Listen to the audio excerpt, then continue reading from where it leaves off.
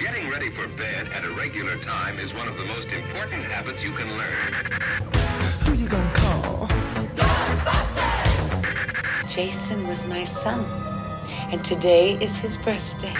Oh, Lori, scared another one away. What's your favorite scary movie? Sorry, Jack. Chucky's back. We are counselors at Hackett's Quarry Summer Camp. There is a swarm of bears. You're gonna need a bigger boat. I'm your boyfriend now, Nancy. Glenn! No! Glenn!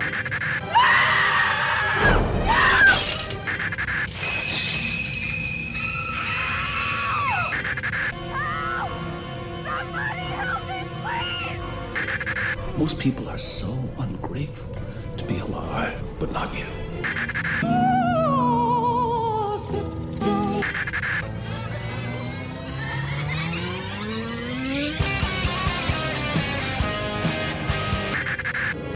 It's showtime.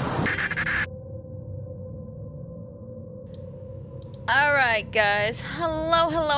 Welcome back to another wonderful episode of the Scream Stream. We are on episode 9, which is Black Christmas from 1974. And I am joined here today by my bestest buddy and my favorite movie buff guy, Bidwell. How's it going, pal? It's going great. Amanda, this is very, very important. I need you to listen carefully. Hang Okay. up the phone, walk to the front door, and leave the house. But why? Just do as I say. Miss Barb! Clay. Just do as I say, okay? The calls are coming from inside the house. Barb, Phyllis, please! No, bitch! Get the fuck out of there! Oh god, I love this movie. I do. I love this movie. Oh. Alright, so Black Christmas, for y'all who don't know about it. Like I said, it came African American Christmas. Jesus Christ. No, that's the 2019 version of it, okay? Right.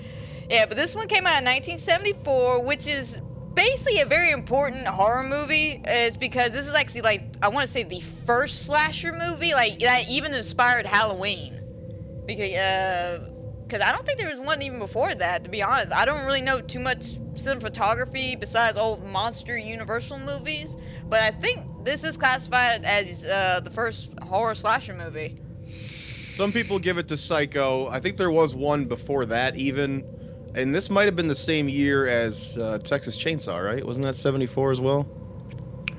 Might have been 74. I didn't really look that one up. I did more of a compare, because the biggest comparison a lot of people like to argue is Black Christmas versus When a Stranger Calls, which there's no fight comparison. Apparently, When a Stranger Calls, I think was 1979. So it was several years after. That's a funny movie too, because the scenes that everyone remembers as the calls are coming from inside. I think it's like 5 minutes of the movie or something. Yeah, it's literally like the first 15 minutes of the movie, the whole big thing that everybody remembers. Which I have to say, for Black Christmas, you can't really say that. The whole build up to that scene.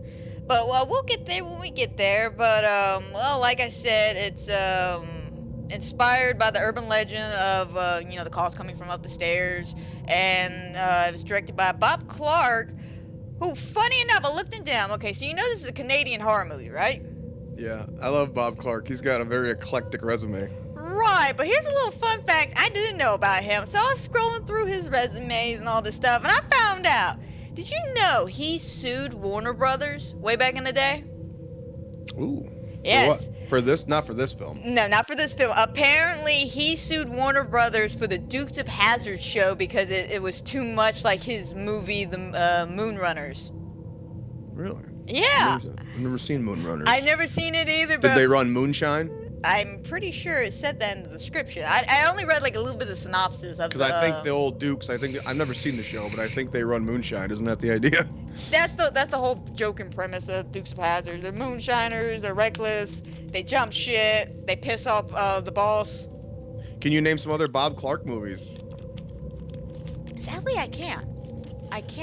He made not only Black Christmas, but he made maybe one of the most famous Christmas movies of all time. Which is? A Christmas Story. Really? It was him? Bob Clark, so he does this. He does A Christmas Story. He does Porky's 1 and 2. Yeah, I saw that now. He did fucking Baby Geniuses 1 and 2. I didn't see that one now. That oh my god. Okay, It looks so like he's toward like all over end the of place. his career, he did a lot of children's things, like another talking dog movie. I think Baby Geniuses kind of got him on the kiddie train. He's like, oh, look at all the money I can make over here. Look at all these kids' cash I can spend. Like, I think even A Christmas Story, I don't know if that was a big hit when it first came out. That might have been another slow burn for him. So he's probably like, look at all this kid money. Gimme. I want to say you are right about the Christmas Story one. It didn't catch on until like several years later. But He also did the sequel to A Christmas Story, not the one now, but the original sequel that most people didn't know about called My Summer Story. Oh, see, I am one of those people who didn't know that was a thing. Okay. I learned about it this summer. My buddy Ed and I went to Cleveland, and we were just like, I was going there for a movie thing, but it was like I didn't have to do anything that day. I just had to go like get a COVID test. So I was like, let's make a day of it in Cleveland, and we went to the house from A Christmas Story, and in the little shop across the street, they were like, oh, we have the DVD of the sequel, and I was like, there was a sequel? Turns out there was like 6 sequels that no one knew about. Jesus! Oh my God! No, I did not. Oh my God! A bunch of like TV movies for it. But yeah, Bob Clark has a bench there right across from the Christmas Story house, and dedicated to him, which I thought was cool. That is cool. That is cool. But not only do we have like a well-known director to this, we actually have some extremely well-known actors into this. Of course, let's start with the rather obvious well-known actors, which would be Margaret Kidder and Margot Kidder, yep. Yeah, and John Saxon. Everybody knows those two people. I'd say Olivia Hussey too is pretty big. Yeah, Olivia Hussey as well, but of course John Saxon. We all know him from like Nightmare on Elm Street. I find it funny though that plays a cop in both. Yeah, he plays a cop in several different movies, to be honest. And it surprises me how much he got typecast as a cop. Well, he's good at it. Oh yeah. Yeah, I have to give you that one. But Margaret, I know her not just from the Superman movies, because I didn't really watch Superman all that much, but another horror classic. Yep, Kathy Lutz from the Annabelle Horror. I was very shocked long while ago, not like now, but a long while ago when I found out she was in both movies. I was like, oh my God, that's why she looks so familiar. Sadly, she plays a drunk in this movie, and she did die she overdosed. And I think she was drinking and taking some pills. It was considered a suicide, but I don't know if there was a note or if it was an accidental. But it's probably like a Heath Ledger thing, or just bad combination of booze. No, she didn't drugs. die in an Olsen twins bed. That's how he died. Okay, then. I thought it was because he threw himself into his work, but okay, that works too. I don't know if it's true, but there was the rumor after he died that he was literally like in the bed of one of the Olsen twins. Oh, I didn't know that. I did not know that. Okay, then. Good for him. Good for him. Allegedly. Well, his name is Heath Ledger, after all. But of course, here's something else I found, Laura. The chick who plays Claire Harris, Lynn Griff, I actually know her from a little movie that a lot of people don't know about. She played Pat, but it was Curtains from '83.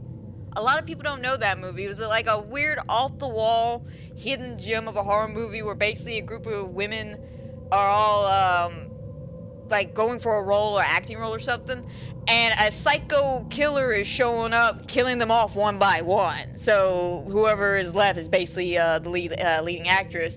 But the iconic scene from that movie is a girl went ice skating at some point, and she's just minding her own business, having a good fucking time. And then out of nowhere comes a bitch wearing a disgusting hag's mask, like strand yellow hair, and she's skating too, but she skates with a fucking scythe in her hand and decapitated the woman. It was a really good kill. But I was actually surprised to find out that she was actually in that movie. It's been a long time since I've seen that movie.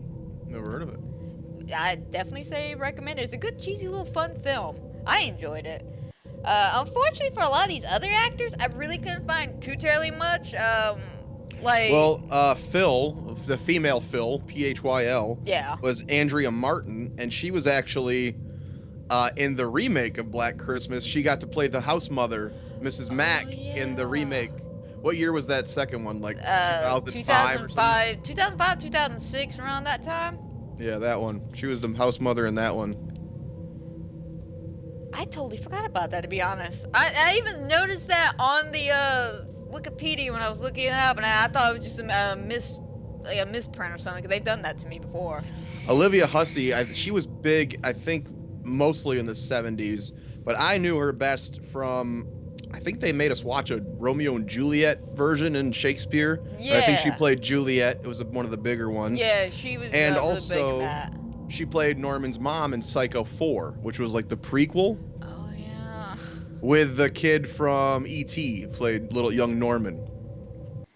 To be honest, I wish I could say I knew that, but I didn't because I don't really watch too many of the Psycho sequels. Psycho 4 is not actually that bad. Like, I saw Psycho 1, Psycho 2, Psycho 3 got a little weird for me. Psycho 4, I think I seen it once, because isn't that the one where it ends where the plot twist is the woman sitting in front of him is actually his mother? Or is that one or... No, I don't want to say which one that is, because it will ruin one of the great sequels. But there's actually, I love Okay, so it is one of the sequels. It's one of the sequels, it's not that one. No, Psycho 4, Norman calls into a radio station and is talking about how he wants to kill his wife. He's having an urge to kill his wife, and the radio host is trying to keep him on the line and keep him talking, and he starts telling like his story about his mother. Oh yeah, I vaguely I believe remember it was that originally one. a TV movie. But yeah, she plays Norma Bates, which she's actually really good in that. And it's like you kind of feel bad for Norman because there's like a scene where he gets in bed with her and he gets like a boner and she like beats the shit out of him for getting a boner. Like, how And you're dare well, you? If Olivia Hussey was my fucking mom and I was laying naked next to her, I'd probably get a fucking boner too. Bidwell. That's that 70s girls were hot, bro. There's some hotties in this movie. Yeah, no, there are definitely some hotties in this movie. But speaking of hotties, though, so Billy, our main antagonist throughout this entire movie, I found this one out. I went to look up out of curiosity who actually played Billy. Turns out multiple people played Billy. Multiple. Good, as it should be. It seems like the director and the camera guy played POV shots of him. Is this a spoiler podcast? Are you going to spoil the end of this, or are you going to leave it for them to watch? Yeah, no, it's a spoiler. This is all spoilers. At this point... I don't know. I feel like this is one where if you've never seen it, turn this off and go watch it first. Right. Don't ruin the ending if you don't know the ending. Right. I'm with Bidwell on this. Y'all had not seen this movie that came out back in 1974. And y'all are curious about it, watch it first, then come back to this podcast. Some movies you go, nobody gives a shit. The ending's the ending. This one I would say it's better if you don't know the ending. Right, but you can't talk about this movie without talking about the ending, though. Otherwise, it would be at least 30 minutes cut out. But yeah, I found that pretty interesting that multiple people played Billy. But not only was Bob Clark also inspired by the When the Stranger Calls urban legend, but apparently I couldn't find the murders, but apparently they're inspired by actual murders that happened back in 1943. Were they also in Canada? That I don't know. It just said that on the little Wikipedia page, just all this information. Oh, he was also inspired by this. I'm like, how accurate is that, though? Apparently Bob Clark and, this is one thing I read, who knows if it's true, but apparently he was actually good friends with Carpenter. And Carpenter was inspired for Halloween for this, which if you watch the opening with kind of the POVs and stuff, you do get a little bit of that. It does feel a little Halloween-ish there, but this was before, 4 years before that. Right. But legend has it, apparently, that Carpenter was interested in maybe doing a sequel-type movie to this. Ooh. And there was discussions with him and Bob Clark, and he said, what do you think the sequel would be? And he goes, well, I would just pick another holiday and have Billy killing on that holiday. Halloween was born. I think I've heard about that rumor before, but yeah, no, I like that. I like the fact that it's basically directors inspiring directors to do even better movies. I mean, again, without fucking Black Christmas, I'm pretty sure we probably wouldn't have the great hit of Halloween. So I would believe that friendship would be true. Because if not, and John Carpenter was such an asshole, he probably would have, not John Carpenter, Bob would have been a bit of a dick. He probably could have sued John for copying his work. So I think Carpenter's had a few hits even around this time too. So he probably was already a little bit known. I want to say it was The Last House on the Left around this time. That was Craven, right? Craven and. Oh yeah, that was Craven. Never mind. Craven and what the fuck's the Friday the 13th dude? I can't think of his name. The fuck, director. neither can I. And I always talk shit on him too because of the whole lawsuit between him and that other guy. Yeah, that starts was with the. a V. Victor. Not something? Victor Miller. Victor Miller was the writer. There was the director. Oh, the director. Sean Cunningham. That was it. There it is. Sean Cunningham and Wes Craven did Last House on the Left. Okay, I'm getting my movies mixed up. Too many good horror movies came out around the 70s and 80s. But Carpenter had already done like what Starman and Assault on Precinct 13 were probably around this time. Yeah, roughly around that time. I want to say yeah, because what was it? Precinct was what 73, maybe 74 or 5 around that era. Yeah, I think it was not too long before Halloween. Right. But you know. That'll be, also real quick, I was about to dive into the actual movie, but real quick, I found this out, the guy who plays, Dolan, Keir Dolan, his name is Peter Smithy. To the cop? Yes. Apparently he played, David Bowman in 2001 Space Odyssey. Yeah, didn't know that. He's the funny cop, right? Yes, I want to say he's the one funny that cop. I was impersonating in the beginning of the show. Yes. Yeah, he's pretty good. The comedy in this movie is pretty good. Oh yeah, I love the comedy, and a lot of people have problems with the comedy in this movie because of the material of the movie. They're like, it seems a little, you know, you got this harshness of reality, basically, of like the whole situation of the girls being tormented at the sorority house, and you got the bullshit going on in the town, and then you got all these random jokes kind of thrown in. And it's like, no, it makes sense because it's such a heavy topic. You need the lighter shit. And it's around. This one does it very well. It's a good balance, and the comedy is very grounded. It's very grounded too, though. It's not like the fucking cops in Halloween 5 where it's like, boom, you're like, what the fuck is going on here? With the fucking clown music behind it, but beep, beep, beep. But no, I'm with you on that. I noticed that with a lot of the jokes, they build up the joke and it paid off later. Like, there was never a joke or a moment that didn't pay off. Well, when I try to write, I love real human comedy. Like, people are funny. Conversational jokes, to me, are always acceptable. But when you watch something that's very written, like 4 people have gone over it and wrote it, you go, wow, that's a very written joke. Like when a little kid will say something that an 8-year-old would never know. Off the wall joke, you know, like, oh, my 8-year-old said God believes in peace. Sure he did, Karen. When an 8-year-old makes a reference to the fucking Alamo, like a historically accurate smart joke, you go, fuck you, you know, that kind of shit. But these feel very relevant to the, like, especially the cops. Like the guy comes in, he's got a shot in his ass. You know, that was funny, and they didn't dwell on it too long. It was there just long enough, and then it moves on. You know. I'm sorry, I love that joke. Just don't you fucking laugh. You just see him just bust out laughing as soon as he leaves. I'll demote you to Boy Scout. But let's go in and just hop straight into this movie. So, something about this movie I really appreciate, and something the same reason I appreciate the opening for The Changeling, it's just how quiet it is. You know, you get the opening, you get the basic, you know, beautiful letters of Black Christmas above the house, and we get like the understanding of how big the sorority house is, and of course all we hear is just the wind in the background, and then slowly we build up to Silent Night playing in the background, which I think that song is used the most out of all the Christmas music. What was the "Oh Ye Be Faithful"? What the fuck's that song? That's the one they're kind of listening to, I think, in the beginning. I think that's Silent Night. I want to say, or fuck, I don't know my Christmas music all that well. There was only, I looked because again, watching it, it is very quiet. So I think there was only 2 songs in the credits. And both of them were Christmas songs. Yeah, Jingle Bells was one, and then I think it's Silent Night, to be honest, because isn't that what the kids are singing near the end of the movie? Oh, the choir kids? Yeah. Or the carolers? Yeah. The creepiest fucking part of this movie is those creepy ass carolers. Hey, that was a great scene. No, what I did like was the music you hear like in the beginning, the one song. It's not like a soundtrack to the movie. It seems to be the music they're listening to at the party. Yeah. So it's like the in-world music, which is cool. Right. And it really sets the theme of the movie. I said this a lot, especially about Christmas horror movies.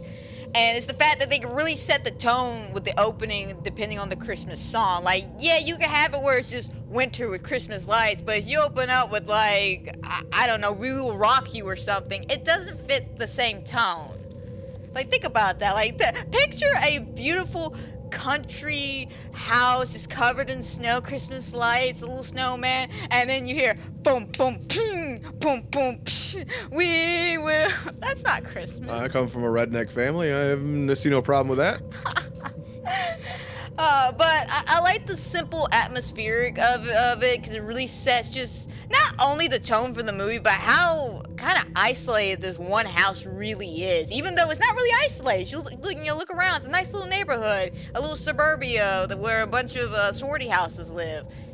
But it still sets how alone and isolated these people really are.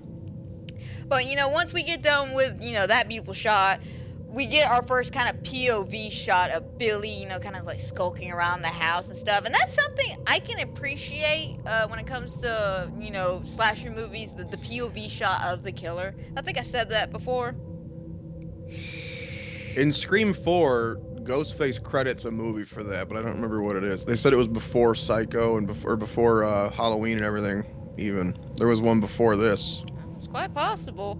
But I mean, I feel like with POV shots, when it comes to, killer POV shots, it kind of lets you know a lot about the killer by their mannerisms, how they move around, how they breathe. And you can kind of see just from, that opening alone, he's skulking to try to get inside the house. He tries to go to the front door, well, Barb closes the door, so he's got to look around, look through the windows, be all fucking creepy and shit.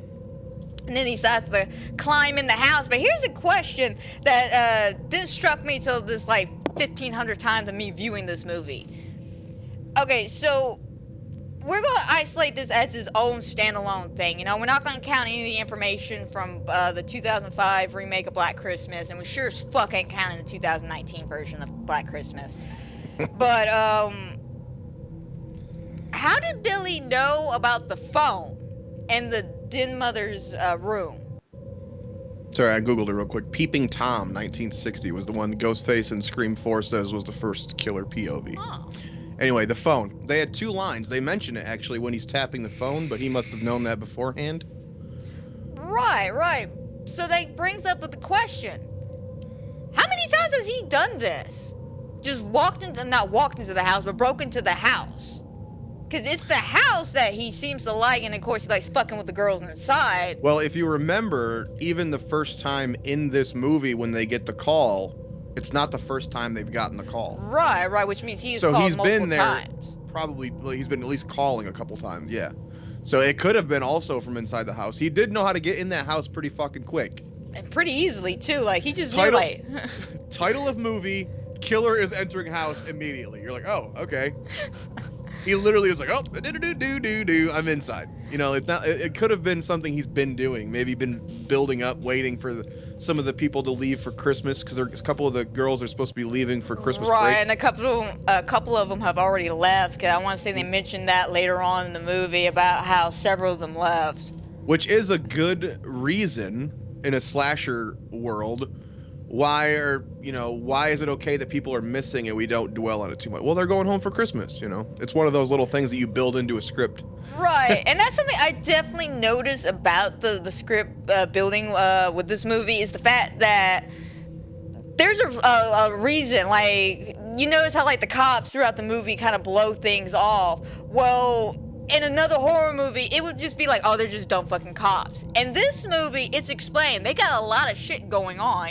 They got this missing girl, they got this dead girl, and now you're getting a phone, and they're just getting a simple phone call about you being harassed. Of course they're going to dismiss that. Just hey, man, we got bigger problems right now. So, and they never tell you, but there's a subplot of a 13-year-old girl who's missing, and is at some point found in the film, but they don't explicitly tell you it's connected. Is it the same killer? We don't know. Right, that's another good question. And what about the raping of the townie? What about that? Yeah. Do you think Billy was part of that as well? No. No, you don't think so? I don't.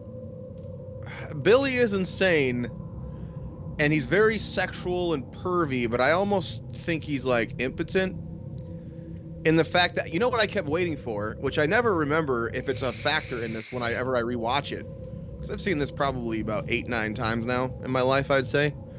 I never remember if he's groping or like, I kind of expected that corpse in the attic to at some point maybe have an unbuttoned shirt or, No, you know, I don't think there's it's never anything really like any of that. No, but he does say things. Pretty sexual. Most like pretty big pussy and like holy shit. You're like, all let right, me dude. lick that pretty pink cunt. Like Jesus Christ, dude. Like Shove chill. my tongue up your ass. And you're like, oh my god, dude, you fucking jerk off for a minute. Jesus Christ. But we'll get more into the phone calls in a minute. But you know what's also great about this, you know, POV shot is that we get like a small introduction to some of the girls in the house. Of course, you know, we got Barb. Of course, we start off originally with Jess coming in, closing the door. And Barb, this is my spirit animal. And this is also one of those little like good build-ups. The whole door situation, how everyone keeps talking about the fucking door, about how it's not closing properly or how it's not opening properly. Which I like that. Like from the start, we start with, you know, something's up with the door, and it pays off at the end.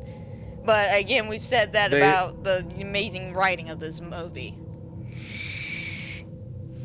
I didn't even think about that. They mentioned it once in the beginning that the door's open. Like maybe they didn't close it hard enough. Yeah, but then at the end, I thought she just couldn't get the lock open in time. But. No. If you remember, you know, we had the whole just open the door, and then I guess it didn't close. And then at a later point, the house mother comes in. She's trying to open up the door, and she can't get it open, so they need help. And then I think a third time it happens again, and she makes the comment, I need to call such and such to come fix this damn door. Like, it's an entire, like, small little nod towards why she can't leave this house. Because you think about it, at the end of the movie, she unintentionally locks herself in the house with the killer. But again, we'll get all there in a minute. But this is, again, also was some more good writing build-up of, you know, why people disappear. We got Barb. Barb, of course, you know, your spirit animal. She's drinking this entire fucking movie. And bitch. And it makes sense. And it makes fucking sense because of the fact that she was supposed to go hang out with her mother. And then her mother calls her and goes, oh, I'm canceling. And it sounds like her mother wants to run off with another man. As we all do. Right. I mean, what? Well, you tell me those pictures of you and that guy from Cabanero are fake? What'd you say? Cabanero. The fuck is that? So right up something there. Like a really ragged Mexican restaurant. It is a ragged Mexican restaurant. How did you know? But. Philippe. But you know, we get to, you know, see kind of like her kind of reason why she drinks. And I really like that it's not the fact that she's just an alcoholic. She has a reason to drink. And I can get it, you know, around the holidays. You want to spend it with your family. But your mother's being a whore and leaving you to go skiing with some other dude. So yeah, I would have some drinks. I would start losing my shit. She might be more of a pervert than the fucking Billy. Oh yeah, that's why they call her the Silver Tongue. But then, of course, we get the iconic first phone call, which is, of course, we hear the, you know, the let me lick the pretty pink cunt comment, fucking Billy going all fucking ham, you know, doing the weird voices, you know, the pig snorting, the back and forth of him yelling and shit. And what makes Billy very, very terrifying, and just in this one scene, is the fact that you hear him going fucking ham on the phone. And then at the yeah, basically. You. I'm gonna lick your pussy.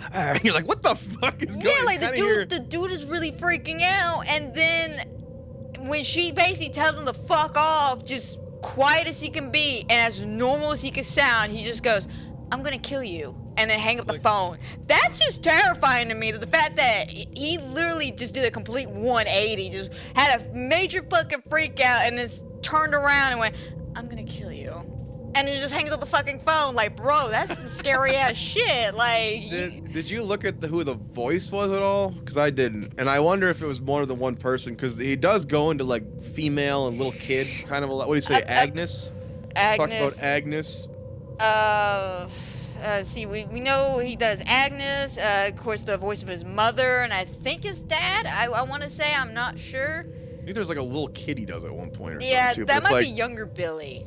Yeah. So I wasn't sure if the woman actually sounds like a woman. So I wasn't sure if it was one guy doing the multiple voices or not. I want to say they said it was multiple different people. It was a director, the camera guy, and a producer or something like them. Oh, I thought you meant played him physically. You mean the voices too? Yeah, the voices as well. Oh. Like they did everything. Like just them three guys, and they're not even credited, by the way. Billy, if you look at the credits, it's not even listed in the credits.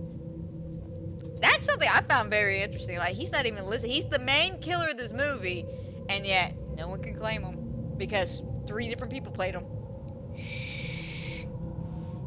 But after the whole, we have the whole, first phone call, we get a little introduction. And something I found very interesting about the phone calls is if you listen to each one, yeah, they're very perverted and creepy and very nasty, but you also learn a little bit about Billy with each of these phone calls. Especially it's the I think it's the second phone call we learn a little bit more information. Then the third and fourth call, that's when we start really learning that something happened between him and his sister.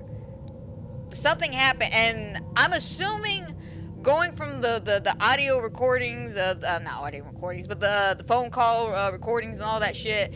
I want to say it sounds like he might have killed or hurt his sister and then hid the body in the attic, and that's just why we have the mother. Where's Agnes? What have you done? Tell me where she's at. But we'll never know. This is one of those greatest mysteries that we'll never actually know about Billy. We'll never. According to Google, who is Billy in Black Christmas '74? They said that for the 40th anniversary Blu-ray, Nick Mancuso reprised his role as Billy's voice in the audio commentary track as the character. Was he a director, producer, writer? What was he? I don't know. Well, it wasn't Bob Clark. I know that. It says Nick Mancuso, which I feel like I've heard that name. It does ring a bit of a bell, but I'm not sure, to be honest. But, after, the first phone call, we get the first iconic kill scene. Like, the one, not the one everybody talks about, because the one everybody talks about, of course, is Barb's death. But this is iconic because it sets up literally, like, the iconic, like, poster shot of the entire movie. The fact that I don't even know how he's able to do this quietly. Like, I get all the girls were downstairs and they're all, making fun of Mrs. Mack for the gift they gave her and shit. But how the fuck was he able to smother her with a plastic bag and then carry the entire body upstairs? Like, up that ladder and shit. Like, that's just... Agile. The man's got some incredible skills. I'm not gonna lie. I think this is the most iconic kill in the movie. I think that's more iconic than Barb's, for sure. Really? 'Cause I thought it would be Barb's death because of the fact that you can even see it on the poster I have, the iconic shot of him holding the unicorn glass statue over his head right before he's about to kill her. That's later art, though, I think. That's not the original art. That's like the Scream Factory art you're talking about, right? Maybe because I have several. They're in storage, or I'd show them right now. But I have several DVDs and Blu-rays of this movie, and like one of the early DVDs is literally just like the plastic bag over the face, like screaming, kind of. Right. And then of course, the one with the rocking chair and the wreath. That's an like iconic her and shot. the rocker with the bag over her head. So yeah, I originally wanted that as my poster for today's picture, but unfortunately, I couldn't find an actual copy that would just let me just download the picture. Yeah, the one you have here on your stream is the Scream Factory. That's a fairly new. I think that is the 40th anniversary Blu-ray they were talking about. Neat. Did not know that. That style of art they do a lot for their Blu-rays. Right. Well, where's the sound? When it came to putting the background and all this shit together, I kind of, I wanted to go with one of the original shots, but it wouldn't let me, so I was like, fuck it. This is like the 6th, 7th picked one, so. But I still like this picture. I think it's a nice picture. But, okay, so iconic kill, big iconic kill. Claire, she is suffocated by the bag, and it's all this, like, dramaticness. All the women are downstairs, like I said. And he winds up putting her in this rocking chair facing the window for the rest of the fucking movie. I'm surprised the cops... I'm gonna be honest. Why did nobody find the bodies at the end of the movie? Like, you know, Yeah.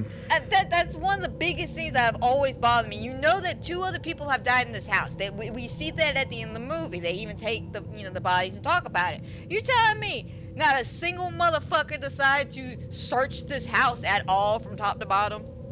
I'm sure they searched it. I just don't know if they looked in the attic, which is fucking stupid. But you know. At the same time, they thought like you though, and they probably going, he could never carry that body up in the attic. I still wouldn't investigate it as a cop, though. You check everywhere. I mean, shit, you check everywhere. You check the attic, you check the basement. Those are clearly 2 iconic places for someone to get killed at. That and the bathroom. Attics, basements, and bathrooms. You always find a dead body in there. What the fuck did you eat? Nothing I ate, but seriously, man, go back and play any horror game and then walk into a bathroom. Tell me nothing shitty happens in there. Pun intended. Pun intended. Oh shit, there went my phone. Fuck your phone, son. Yeah, fuck my phone. What if it just rang right now and you just heard? Bidwell, clearly this phone call is meant for you. Agnes, yeah, it's for you. I do love her line during the first call when Barb says, like, once you call so and so, they could use some of this. I love she like throws another sorority under the bus. You take him. I love the whole time during that phone call, Barb's over there like, he's really upped his game. Like she's she's me. If I got a psycho killer calling me on a monthly basis, just he's really upped his game. Good for him. Good for him. But with the Claire death, do you think that there's a rape aspect involved, or do you think he's getting a sexual thrill from the kill? I think he's getting sexual thrill from the kill because of the way he touches the body and shit. Like, think about some of the POV shots of him in the attic, just chilling out there. You know, the way he's like rocking her back and forth. She's holding a fucking baby doll at one point. Well, that's why I wonder if the intention is, like you said, he may have accidentally hurt his little sister. I wonder if he's trying to replace his little sister with these girls. That's actually an idea I never really thought of, to be honest. By giving her the baby doll and rocking her and kind of whispering to him good night and all this weird shit. Right. It could be like a replacing. I fucked up. I killed my little sister. So, now I'm split personality psychotic. I'm trying to replace her. Cause think of the way he murdered Especially some when of you the see girls. the baby doll. Yeah. Think of the way he murdered, like, cause you can notice that he is literally Claire. She's a brunette, right? She's a brunette. Yeah, I think most of them are. Yeah, yeah. So, and he's a brunette too. So yeah, he could be in some weird way portraying his sister upon these girls who are conveniently all brunette. Well, do we see the attic before the body's up there? Because there's like the toys. There's a lot of toys around the rocking chair, like the rocking horse and stuff. Right. I wonder if he moved that over there as like here's your toy your playpen. Your little play area. Yeah. That's actually quite possible. I want to say, thinking back through the shots, I think there's a few shots of him in the attic, but it's not, like, we don't really get to look too terribly much around. I think we got that initial shot, him climbing in through the window, looking around, and then him opening up the entrance to the attic and then climbing down. So maybe I have to go back and relook at that real quick at some point. But yeah, after we get the iconic first death, we then get, of course, our introduction to Peter. And I have to say, the way they portray Peter in this movie, they make him so suspicious throughout this entire fucking movie. Like this dude is not helping his cause here. Like, I'm sorry, he's not helping his cause. Again, if you've not seen the movie, watch before proceeding in this. Yeah, please, God, please. If you're already watched this, we've already spoiled some of the ending. Please walk away. Yeah, poor Peter, man. They'd set him up like a fucking cuckoo bird. But he's just beating the shit out of the piano and like he loses his fucking shit. But you could tell in this first phone call, he's really dedicated to his art because he's like, hey, I haven't slept in like 3 days. I just been like nonstop here just practicing the piano because he's getting all ready for that big, I guess, showy concert or something for those stuffy people. Showy concert for the stuffy people. Yeah. I can't think of what it was actually called. It was something he had to do to show how good his skill was, and I guess if he got picked or something, he would have been chosen as like first chair or some bullshit. I don't know. I'm not in a musician school. I couldn't tell you. But you could tell like he's really, into his work, but you could also tell there's some tension between him and Jess at the start of the movie, because she's like, I really need to talk to you. Like, I really, really need to talk to you. And, they kind of leave it at that for a minute after, they hang up, and we move back on to Billy's POV shots of hanging out with Claire in the attic and shit. And we kind of basically end that first day like that, where it's just like we have Claire already dead. We know that there's tension in the air between Jess and her boyfriend, and we know there's something going on with Barb and her mother. So it kind of sets up a lot of tone for the rest of the movie. And then we move on to the next day, where Claire's dad's supposed to pick her up, and of course she's not there. She's not there. And this also adds to more of where is everybody else at in this movie. We have, Claire's dad on the hunt for Claire, and then half the sorority house is at that other sorority place doing some kind of Christmas thing. Remember? Because it was like, ho, ho, Merry fucking Christmas or some bullshit. And she's like, Santa, you can't be saying that. Well, we planned this trip for 3 weeks. Yeah, they set him up a little bit at the first party, too, and you kind of expect him to come back, and he never really does. Right. They mention him at the end, like, hey, did you tell Phil's boyfriend? Okay, I'll do it. That's about the end of him. My poor Phil's boyfriend, he got, like, the shit in of that. Like, we thought Peter got it bad. Phil's boyfriend got it worse. Like, he got, like, disappeared after, 20, 30 minutes? Yeah, that's weird that the red herring underlying the motivation they try to get you to think is abortion, which was probably a pretty hot topic in 1974. Right. I'll get there when I get it. I got my own gripes with it. Mainly my shots are fired towards the 2019 version, but we'll get there when we get there. But of course, we get the iconic scene of Mrs. Mack showing Claire's dad around her room, and he's just like, I didn't send her here to get drunk and blah, blah, blah. You just see Mrs. Mack looking at a picture of, what is it, a bunch of hippies doing the peace sign butt-ass naked? And she's like, oh, yeah, that's her boyfriend. Trying to hide this, like, I feel so bad.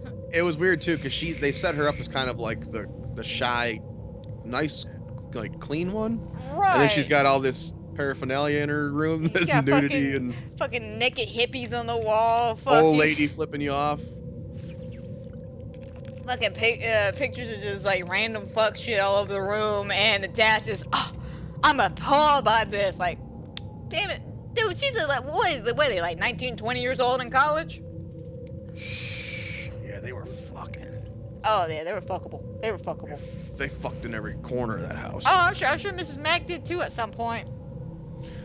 She's my other spirit animal with the ball of booze. Mrs. Mack. You know what's funny? She's got the booze hidden all over the house.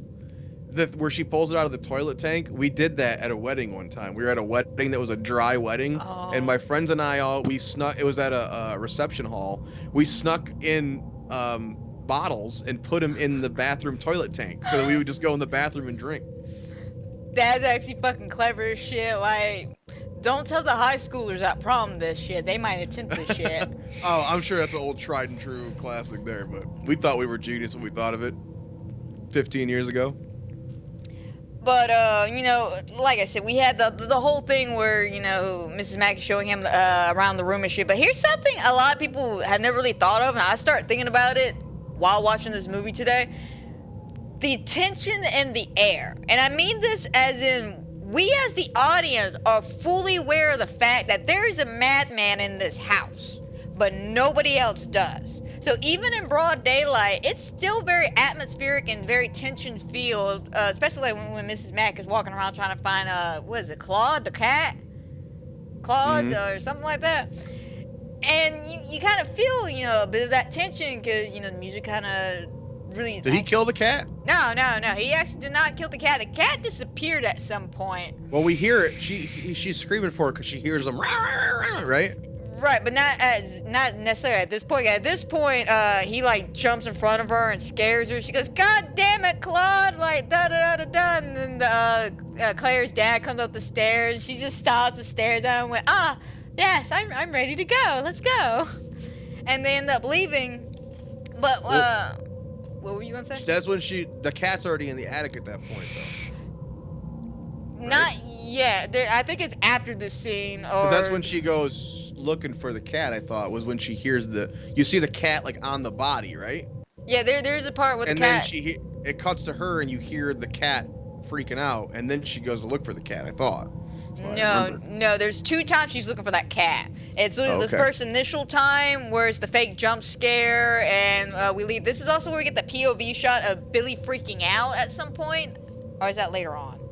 Actually, that might be later on. Never mind. But you know, once they leave, we get to cut to Jess and Peter talking about the abortion situation. Now, I'm gonna be this person. 2019 really pissed me off when it came to this remake because of the fact that they wanted to make it justice for women, woke power and all this bullshit, right? They missed a prime opportunity to talk about one of the biggest issues for women right now, or not the biggest issues, but a big issue for women right now, which is abortion after the Roe versus Wade thing got turned over. Well, the movie was before that, though. Right, but they didn't know that was gonna happen. Right, but they still could have. In 2019, that was a different story. In 2019, I think it just happened, like earlier that year. So, granted, they couldn't go back and fix it or anything, but they still could have done something about the abortion thing. They could have, maybe done something more with the plot and the important relativity of the situation dealing with Jess and Peter, instead of just making it, oh, we hate men. All men are bad. Men are evil. Destroy all men. Because that's basically what it was. No, the best thing they could have done in that movie is make a good fucking movie. Yeah, they could have made a rated fucking R too. And you could have made a woke movie if it was good. I'd have given you props, but it wasn't good. It was not good. It was garbage. It was shit. They missed the entire point of their message. And I want to say they want to talk about strong, independent woman. I'm sorry, Jess is a stronger, independent woman than all of them, because fucking Peter's over here like, you're gonna keep this baby, okay? We're gonna work this out. We're gonna keep this baby. And she's like, there's no we, motherfucker. There is no we. Like, I don't want this baby. That's a strong, independent woman right there. And I don't want to get into the big argument of whether abortion is wrong or not. That's a different topic for a different discussion for a different day. But the fact that it's her body, her choice. She made the decision to do this whether Peter wanted to or not. That's a strong, independent woman to tell a man, I'm not going to do what you want me to do. They could have really carried that message on in 2019. And hell, they even actually fucking did it in the 2005 remake, as weird as that sounds. That one just got overshadowed because they spoiled too much about who Billy is, all the different fucking endings, and the fact that majority of the trailer was fucking fake ass shit. Like, was he like a jaundiced fucking weirdo or something in that one? Yeah, it was some weird jaundiced thing, and he looked like that yellow bastard from Sin City, all fucking yellow and shit. Yeah, I remember that. But I only watched that one once, and I said, all right, we're done with that. I watched it a handful of times because the first initial time I watched it, I didn't like it. I was like, all right, well, let me try it again because I'm comparing it too much to the original. And I watched it again, and then I realized that second viewing, there were scenes in the trailer that weren't even in that movie or even a deleted scene. So I started looking it up, and it turns out they actually filmed scenes just for the trailer. A lot of movies do that, though. I know, but about 98% of that trailer was filmed just for that trailer. In my movie, Deer Camp 86, find it when you can. There's a line in the trailer that all my friends loved, and then when we went to the premiere, I say it completely different in the film. Like, in the trailer, it's played for comedy, but in the film, it's more in the moment, real. Right. And they were like, wait, what the fuck? That was my favorite line of yours in the trailer. Why is it different? I'm like, it's called multiple takes, dumbass. I don't know what else to tell you. But, the abortion thing, though, it's a big topic of this movie, especially for 1974, which was a big deal at the time. So for her to come out and say, hey, I don't want this child, I want to abort it. That was a big deal, especially in 1974. And it also, again, gives motive to the boyfriend to look more suspicious than what he actually is. Yeah, that great line. You act like getting rid of a baby is like having a wart removed. And which comes into play. Right. And then, of course, we get introduced after, the wonderful conversation between Peter and Jess. We get the second phone call, which is where we start learning more about Billy. We hear about Agnes and him, acting all weird as per usual. So that leads up to her calling the cops, which introduces us to our favorite cop dude, John Saxon's character. But we don't get him right away, though. I've noticed that. We get to the police station, but we don't get John Saxon right away. We get the whole fellatio joke. Yeah. Give me the phone number for the sorority house. It's fellatio. Is it like fellatio 204? Something like that? Yeah. Like, that's how fucking phone numbers used to work, which is funny. Like, whenever I watch, like, I Love Lucy or something, they'll be like, phone number, please connect me to, Klondike 165, and you're like, what? How do you put that in the fucking phone number? Back when you actually had a person, which you kind of see, it still seems like it's automated in this, but you see the phone company where it's basically like machines literally unplugging and plugging in lines, and you're like, oh my god. And you know what anytime I see that scene, you know what I think of now? I don't know if you ever saw it, but it was something for, it was a charity event called Pugsley Bear for children in need. And it was a British... Positively Bear, is that what you said? No, it's a Pugsley Bear.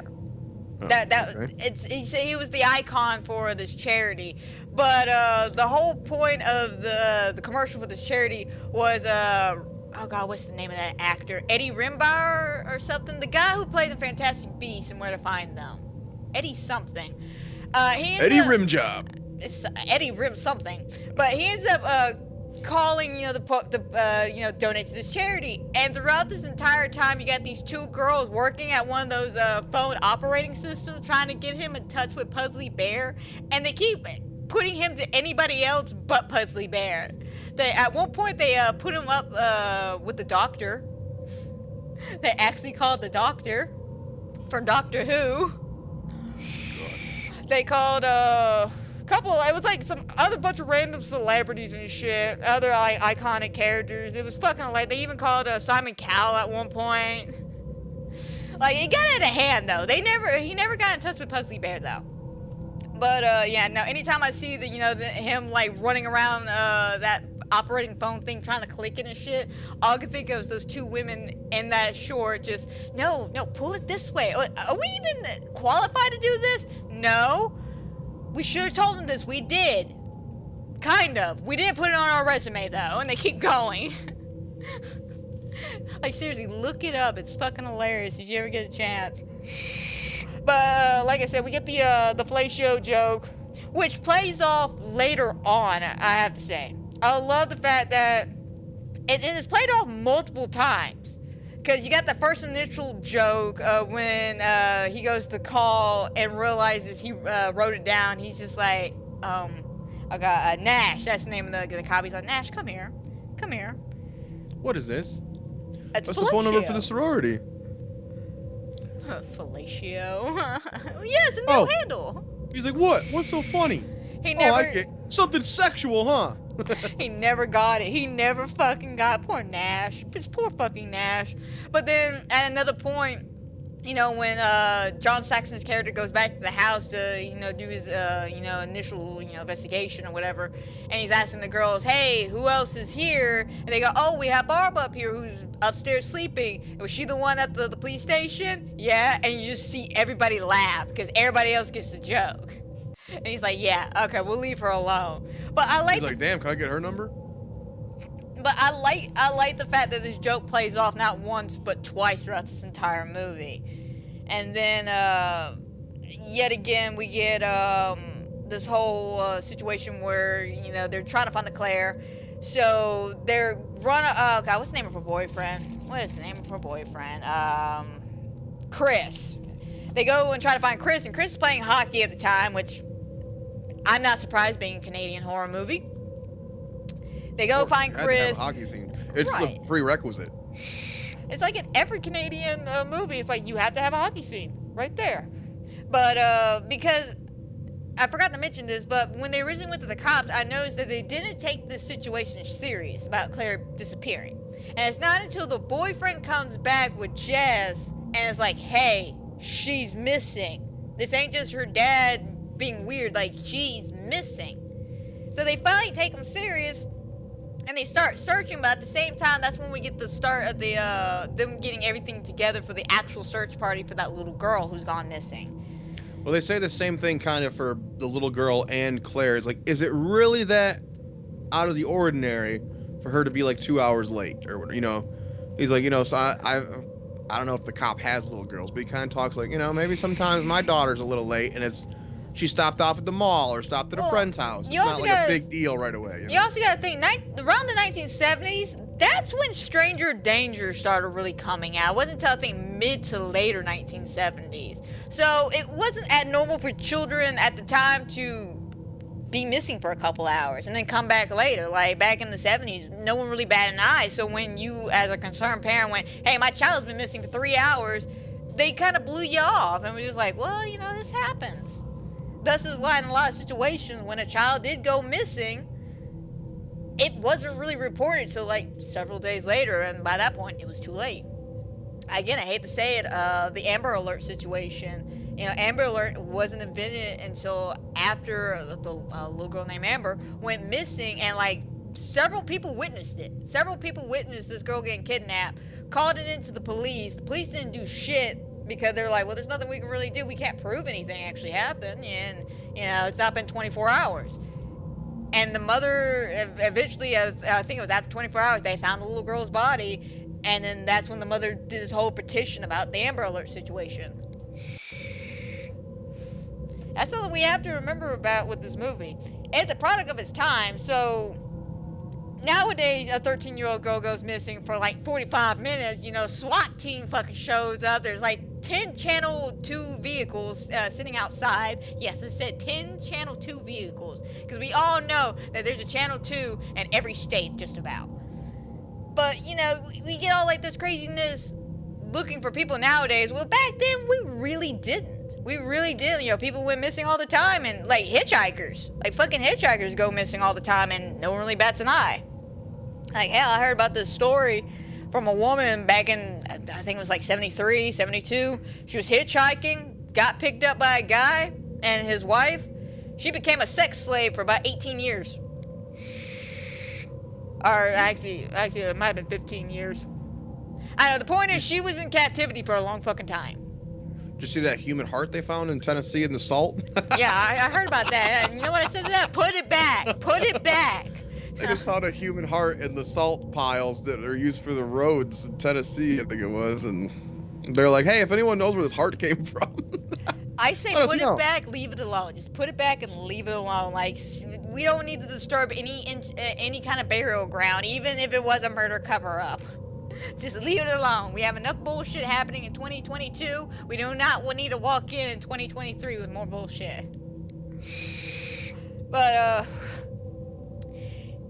and I want to say, after we get to the party, of course, we have another big thing with Peter. He's really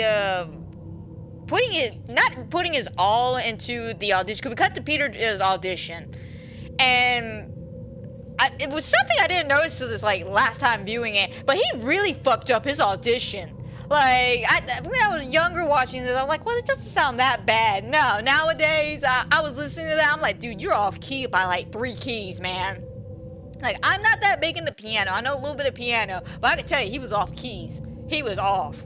And I especially after he beat the fuck out of it with the mic stand. Actually, this was before he beat the fuck. He beat the fuck out of it after this. But he blows the whole audition. I found a rat. Oh my God, there he is, our favorite little buddy. But he blows his audition. I can kind of get why. He's dealing with the whole fact that the woman he loves wants to have an abortion. So yeah, he's really fucked up about this. So of course he's gonna fuck up. And he even mentions the fact that he's pissed that she even mentioned the fact she wanted to have abortion before he was about to play this thing for these rich stuffy people. I'm sorry, that's what I'm gonna call them, because I don't know what they really do for a living. But after he fucking crashes the audition, we move on to let's see. I think we move on to Barb and them seeing what all they're doing, and this is when we have this whole I don't know really how else to explain it, but the turtle sex talk. You remember that? Yeah, just all day, three days in a row, just something. I like she goes, I went down to the zoo to watch them. It was boring. But here's something I noticed, but I can't really seem to find information about this, but do you think the actors in that scene were cracking up because of what she was doing or saying? Because I noticed a few times, look at Mrs. Mags, definitely Phyllis. They're laughing, like they're trying to hide their laughter. You can see, like, especially with Phyllis, she's like smirking and she's trying to put her hands like over her mouth to hide the fact she's smirking. And Mrs. Mags actress is back there like. No, I think them both laughing fits in with their characters, though. I don't think it has to be a blooper. The dad was definitely the one that. Dog, will you pick a fucking side, please? No, they would never pick a side. The dad is definitely the one that's supposed to be like, what? I can't believe my daughter lives here, And he has that look, don't get me wrong. You look at him, he just looks like, the fuck? Like, I sent her here? Why did I do this? My daughter lives with you freaks? Yeah. But what's also interesting about this is that you get a little character development in a way, because most drunks are honest drunks. And she's over here like, y'all blame me for her disappearing because I snapped at her.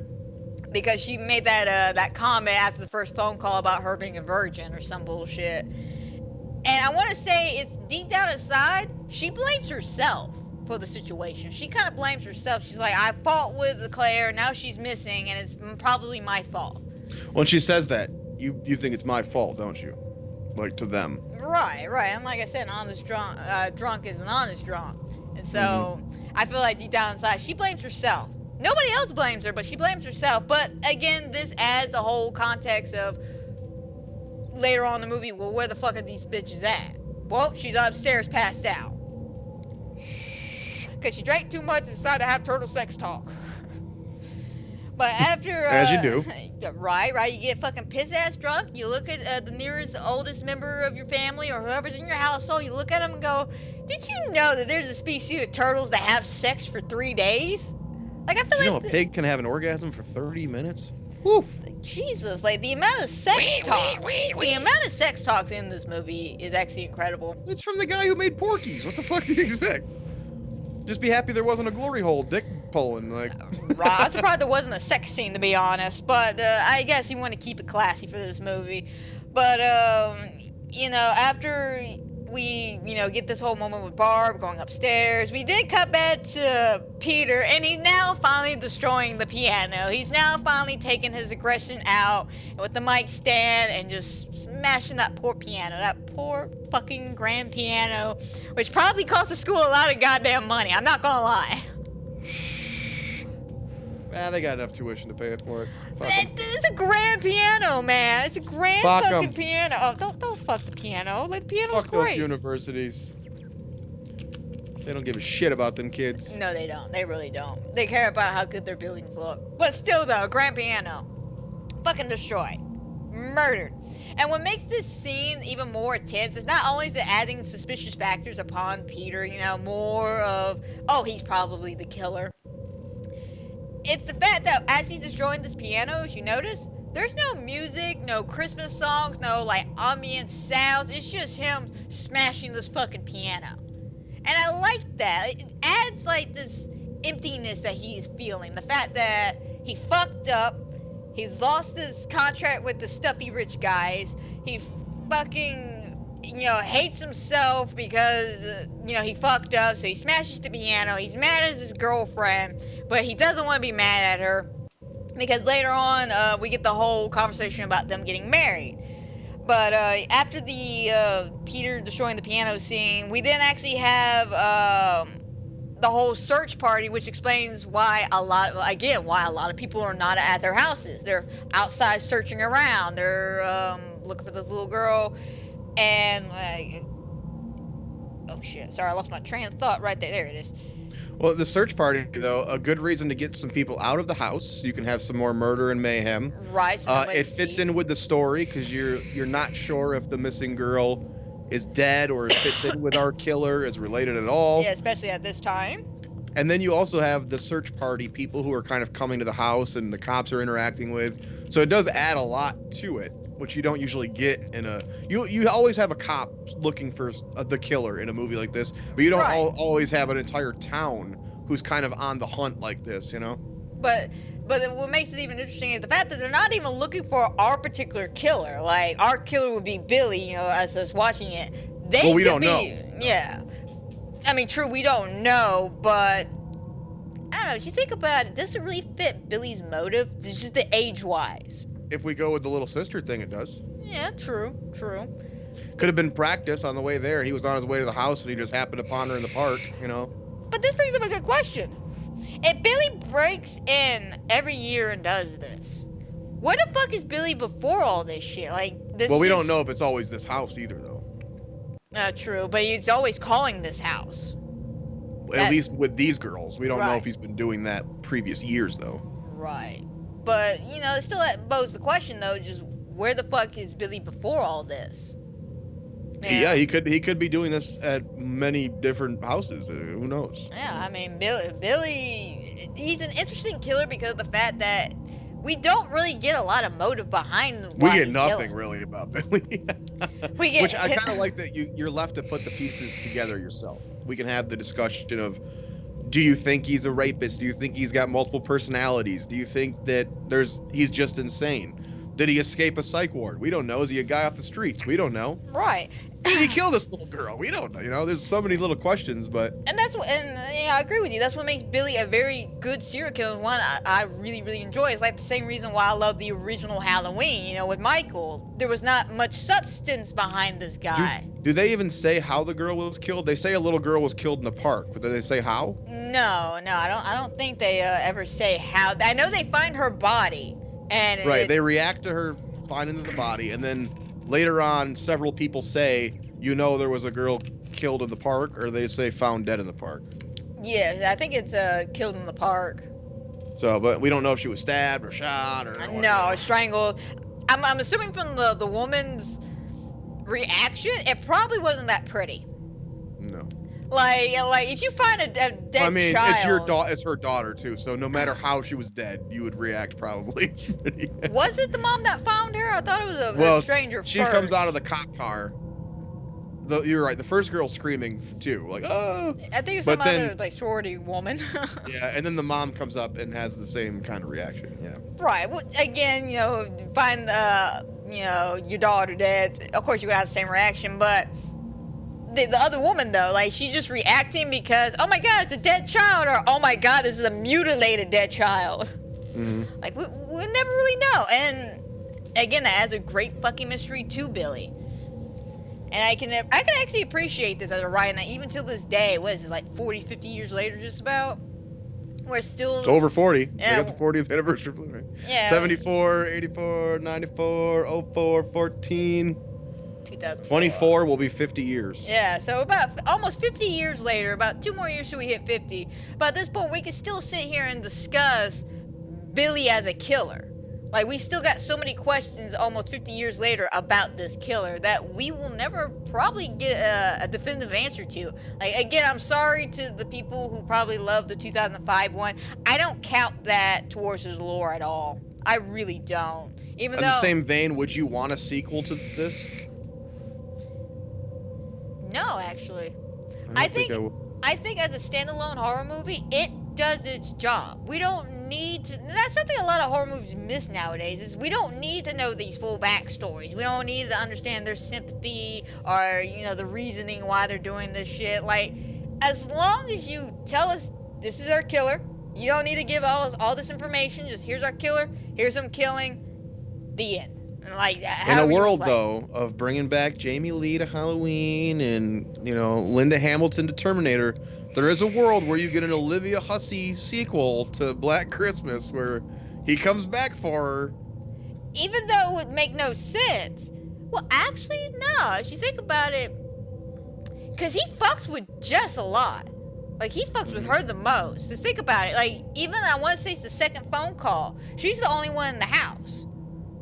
And even on the third and fourth phone call, she's the only one in the house, and it's to Phyllis. And he knows, being in the house, that she's going to be the one to answer the phone.